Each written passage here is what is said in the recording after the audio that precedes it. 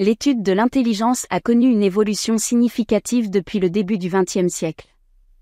Alfred Binet, un psychologue français, est souvent considéré comme le pionnier dans ce domaine. En 1905, il a développé le premier test d'intelligence, connu sous le nom de Binet-Simon Scale, pour identifier les enfants ayant besoin d'un soutien éducatif spécial. Ce test mesurait diverses compétences cognitives telles que la mémoire, l'attention et les capacités de résolution de problèmes.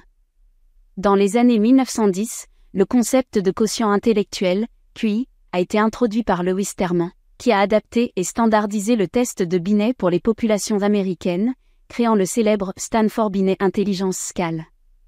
Cette approche a dominé le champ pendant plusieurs décennies, avec une focalisation sur les compétences logico-mathématiques et verbales.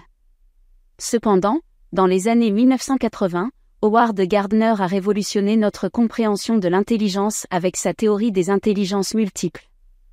Il a proposé que l'intelligence humaine ne se limite pas à une capacité unique mesurable par les tests de QI traditionnels, mais qu'elle se manifeste à travers au moins 8 dimensions distinctes, incluant l'intelligence linguistique, logico-mathématique, spatiale, kinesthésique, musicale, interpersonnelle, intrapersonnelle et naturaliste.